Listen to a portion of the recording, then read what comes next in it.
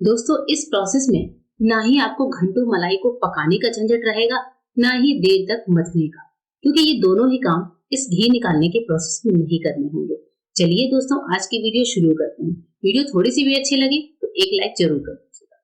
जैसा कि आप सभी को पता है कि हम लोग मलाई से घी बनाते हैं, तो यहाँ पर मेरे पास भी 7 से 8 दिन की मलाई है और जो एक लोटे में लगभग 1 किलो मलाई मेरे पास इकट्ठा हो गई है। मलाई को जब भी हम लोग इकट्ठा करते हैं तो फ्रीजर में रखते हैं, तो मैंने ऐसे से मॉर्निंग में निकाल दिया था फ्रीजर में। 3 से 4 घंटे हो चुके हैं मलाई, लेकिन फिर भी अभी थोड़ी सी हार्ड आपको लग गई होगी। तो हम क्या करेंगे, इस मलाई को किसी बर्तन में शिफ्ट कर लेते हैं, क्योंकि मलाई थोड़ी सी हार्ड है। और अगर आप किसी भगोने में मलाई को रखते हैं, स्टोर करते हैं, तो आपको इसे शिफ्टिंग की जरूरत नहीं पड़ेगी। मैं चूंकि इसे लोटे में स्टोर करती हूँ, इसलिए मैंने यहाँ पर चौड़े मुंह का एक भगोना ले लिया है और इसमें मैं सारी मलाई को निकाल देती हूँ। हम यहाँ पर एक बड़ा ही इंटरेस्टिंग सा प्रोसेस करने वाले हैं इस मलाई को लेकर। बहुत ही आसान सा प्रोसेस होगा, जिससे घी बनाना कितना ज्यादा आसान हो जाएगा आपके लिए, आपको भी नहीं पता चलेगा। बहुत ही सिंपल सा तरीका है घी बनाने का। तो यहाँ पर देखिए हमने भगोने में सारी मलाई को शिफ्ट कर लिया है। अब मलाई को हम क्या करेंगे, थोड़ा सा गर्म करेंगे। जी हाँ, बहुत ज्यादा गर्म नहीं करना है, पर कितना गर्म करना है वो मैं आगे आपको दिखाऊंगी। यहाँ पर मैंने मलाई वाले भगोने को गैस पर चढ़ा दिया है। फ्लेम को अभी मैंने मीडियम रखा है। मलाई चूंकि ठंडी थी तो आप देख रहे हैं कि हल्का सा वेपर निकलना चालू हो चुका है। मलाई को मैं इस तरह से लगातार चला रही हूँ, क्योंकि भगोना जो है वो बहुत ही पतली तली का है, इसलिए मैंने इसे लगातार चलाया था। आप चाहे इसे कढ़ाई में कर सकते हैं, लेकिन भगोने में करेंगे तो ज्यादा अच्छा रहेगा। अब इसके बाद से हम मलाई को जैसे ही चलाते रहेंगे तो आप देखेंगे मलाई फटाफट से मेल्ट होनी शुरू हो गई है। अगर आप मलाई को फ्रीजर में नहीं रखते हैं तो फ्रिज से निकालने के तुरंत बाद भी आप ये प्रोसेस कर सकते हैं। मैं चूंकि फ्रीजर में रखती हूँ, इसलिए मैंने इसको 3 से 4 घंटे पहले नॉर्मल टेम्परेचर पर आने दिया है। मलाई अभी मेल्ट तो हो रही है, लेकिन अभी ये उस स्टेज पर नहीं आई है दोस्तों, जिस स्टेज पर हमें इसको गैस से उतार देना है या गैस को बंद कर देना है। जो आपको काली काली थोड़ी सी पत्तियां जैसी दिख रही हैं मेरे घर की मलाई में, उसको आप माइंड मत करिएगा, वो तुलसा जी की पत्तियां हैं, क्योंकि हम लोग कान्हा जी को भोग लगाते हैं दूध दही का। तो जो दूध होता है कान्हा जी के भोग वाला, वो मैं घर के दूध में मिला देती हूँ। इस वजह से तुलसी की पत्तियां भी अक्सर मेरे मलाई में तैरती रहती हैं, और मैं घी बनाते समय इनको अलग नहीं करती हूँ, मैं इनको साथ ही साथ पकाती रहती हूँ। तो एक तरह से ये पूरा प्रसाद ही होता है मेरे घर में। यहाँ पर देखिए हमारी मलाई अच्छे से मेल्ट हो गई है। अब हम क्या करेंगे, गैस को बंद करेंगे। ये जो प्रोसेस है, इसमें आपको खास ध्यान रखना है कि मलाई की कोई गुठली नहीं रहनी चाहिए। मलाई जैसे बिल्कुल लिक्विड फॉर्म में आ गया है, उतना ही हमें इसको गर्म करना है। लिक्विड फॉर्म में लाने के बाद अच्छे से चलाइए, नीचे की तली में लगा हुआ ना हो। देखिए कुछ इस तरीके से। अभी यहाँ हमें इस पर कुछ भी मिलाना नहीं है, बस इसे हम छोड़ देंगे नॉर्मल टेम्परेचर पर।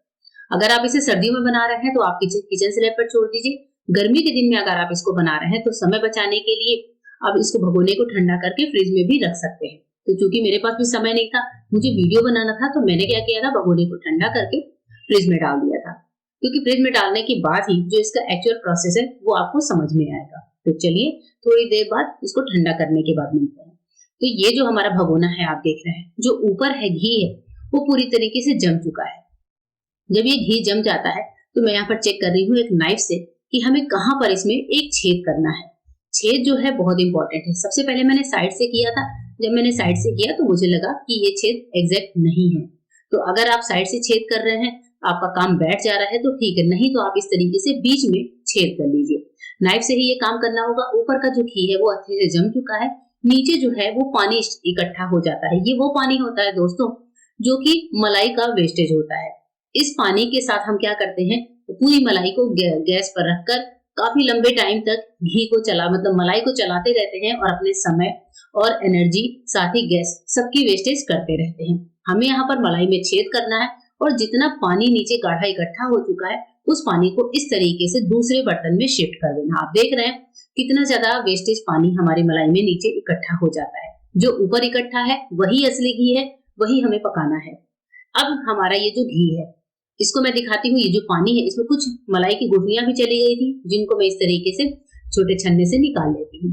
अगर इस तरीके से आपके साथ भी हो जाए तो इनको आप वापस निकाल सकते हैं, और नहीं तो इस पानी को आप साइड रखिएगा। इस पानी का भी बहुत अच्छा सा इस्तेमाल मैं आपको बताऊंगी। तो इस पानी को हमें फेंकना नहीं है, बस हाँ मलाई से घी बनाने के प्रोसेस में इस पानी का इस्तेमाल नहीं करना है। तो ये जो हमारा पानी है ये भी काफी ज्यादा गाढ़ा है, और इसका इस्तेमाल हम कर सकते हैं पनीर बनाने में। पनीर इसका कैसे बनाना है वो मैं आपके साथ शेयर करूंगी। लेकिन इस पानी को आपको निकालने के बाद आप खुद यकीन नहीं करेंगे कि जब आप मलाई से घी बनाएंगे तो आपको देखेंगे कि कितने फटाफट कितने इंस्टेंट तरीके से बहुत ही कम देर में हमारी मलाई से घी तैयार हो जाता है। क्योंकि इस पानी को चलाने के चक्कर में बहुत सारे गैस की वेस्टेज होती है। तो अब हमने जितना एक्स्ट्रा पानी था वो निकाल कर अलग कर लिया है। अब आपको भगोने में सिर्फ और सिर्फ घी दिख रहा है। ये जो पार्ट है ये पूरा घी है। इसको हमें पकाना है जिससे कि हमारा घी खराब ना हो। तो चलिए इसको गैस पर चढ़ा लेते हैं। ये देखिए नीचे पूरा हमने अच्छे से निकाल लिया है। अब हम इसको रखेंगे गैस पर। गैस पर रखते समय आप ध्यान रखें कि फ्लेम सिम रखें। सिम फ्लेम पर पहले घी को अच्छे से मेल्ट कर लीजिए। क्योंकि नीचे हमने से पानी निकाल लिया है और भगोना बहुत ही पतली तली का है, तो मैंने क्या किया है, फ्लेम को सिम रखा है। आप चाहें तो ये जो घी है जमा हुआ, इसको कढ़ाई में भी शिफ्ट करके फिर मलाई से घी बना सकते हैं। मैंने इसको भगोने में ही चढ़ा दिया है और देखिए हम जैसे ही गैस पर चढ़ाते हैं तो ये जो घी है वो मेल्ट होने लगता है। दोस्तों ये हम घी तो इसको बोल रहे हैं, पर ये वो घी नहीं है जो भी हमें चाहिए।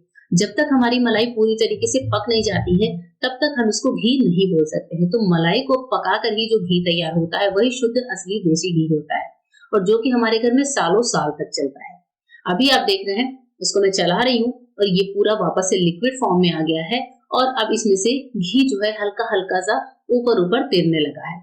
अच्छे से जितनी गुठलियां हैं सबको चला चला कर फोड़ लीजिए और अगर पतली तली का बर्तन है तो कोशिश करें कि इसको लगातार चलाते हुए पका लीजिए, क्योंकि बहुत ही कम समय में कुछ ही मिनटों में हमारा ये मलाई से घी बनकर तैयार हो जाता है। अब इसके बाद से दूसरे साइड भी जो बर्तन था जिसमें हमने मलाई वाला पानी निकाला था उस बर्तन को भी मैंने थोड़ा सा पानी मिलाया था 1 कप के लगभग और गैस पर चढ़ा दिया है। इस पानी को पहले हम अच्छे से गर्म होने देंगे और उसके बाद इससे पनीर बनाने का प्रोसेस करेंगे। इस बर्तन को भी मैं चला रही हूँ लगातार जिससे हमारा ये मलाई वाला जो पानी है वो जलने ना पाए और पनीर अच्छा सा निकल कर आ जाए। अभी इस पानी में हल्का सा उबाल आने लगा है तो मैं क्या करूंगी, इसको फाड़ूंगी विनेगर से। विनेगर से जब पनीर को फाड़ते हैं तो पनीर फटाफट से फट जाता है और मुझे तो ये इस तरीके से फाड़ना बहुत ज्यादा आसान लगता है। तो विनेगर को थोड़ा थोड़ा करके डालें, गैस को बंद कर दें और एक साथ विनेगर को नहीं ऐड करना है। जैसे ही आप थोड़ा विनेगर डालेंगे देखिए हमारा जो ये दूध है वो कर्डल होने लगा है। अब इसको कपड़े में छान कर अच्छे से वॉश करके और इसका पानी वगैरह निचोड़ कर फिर मैं आपको दिखाऊंगी कि पनीर कितना निकला है। और वापस बढ़ते हैं अपने जिस बर्तन में मैं मलाई को पका रही हूँ। ये देखिए मलाई भी पकने लगी है और अभी मैंने फ्लेम को सिम कर दिया है। बीच बीच में आप चाहें तो अपना काम भी कर सकते हैं, लेकिन अगर आपके पास टाइम है तो आप मीडियम या हाई फ्लेम पर करके फटाफट से मलाई से घी को बना सकते हैं। मेरे पास अभी मैं दूसरा भी काम कर रही थी तो मैंने इसको सिम फ्लेम पर छोड़ दिया है। बीच बीच में जब जब मैं इसको चलाऊंगी आपको दिखाती रहूंगी। अभी आप देखिए कि मुश्किल से 10 से 12 मिनट भी नहीं हुए हैं और जब हमारा घी पूरा ही निकल कर तैयार होने वाला है। लेकिन अभी जो इसमें मावा है उसको और पकाना बाकी है, क्योंकि अगर हम इस स्टेज पर गैस को बंद कर देते हैं तो जो हमारा देशी घी निकलता है वो बहुत जल्दी खराब हो जाता है। तो जब भी आप घी को निकालें तो ये बात का खास ध्यान रखें कि जो मावा है उसको अच्छे से पकाना बहुत जरूरी होता है, तो फिर घी खराब नहीं होता है। यानी कि आपको इसको करना है प्रॉपर ब्राउन कलर। अभी ये आपको हल्का सा व्हाइटिश दिख रहा है तो अब मैं क्या करूंगी, गैस को बंद कर दूंगी और जो गर्म घी है उसमें भी एक कुकिंग का प्रोसेस होता है जिससे मावा अच्छे से बर्न हो जाता है। उसके बाद से ठंडा करके अब जब मैं आपको दिखा रही हूँ तो 15 से 20 मिनट के बाद घी अच्छे से ठंडा हो गया है और मावा आप देख रहे हैं कितना कम निकला है। जो खुरचन होती है वो बहुत ही कम निकलती है। तो मैं इसमें चीनी डालकर या फिर कैसे भी अपने पेट्स को खिला देती हूँ और ये जो हमारा घी है वो निकलकर तैयार हो चुका है। मैंने इसे छान लिया है, आप देख सकते हैं कि कितना बढ़िया घी निकलकर तैयार हुआ है उतनी मलाई से। ये पूरा 1 किलो घी है हमारे घर में जो निकल चुका है। इसके साथ ही जो हमारा पनीर था वो भी मैं आपको दिखाऊंगी। जैसे पहले मैं आपको घी दिखा रही थी कि घी आप देख सकते हैं कितना बढ़िया घी निकला है बहुत ही कम समय में। तो आपने देखा कि कैसे बिना मते ही हमारी मलाई से घी निकल जाता है और एक्स्ट्रा जो टाइम लगता है घी को निकालने में उसकी भी बचत होती है। और इधर हमारा पनीर है जो कि लगभग 100 से 150 ग्राम के लगभग पनीर भी निकल गया है, जिसको आप बच्चों के पराठे में या फिर बच्चों के टिफिन के लिए जो सब्जी बनाते हैं उसमें बनाकर इसको आराम से खा सकते हैं। पनीर इसका बहुत ज्यादा टेस्टी बनता है और सॉफ्ट भी होता है। तो होप करती हूँ कि पूरी वीडियो आपको पसंद आई होगी। मिलते हैं मेरे नए वीडियो में। Goodbye, thank you.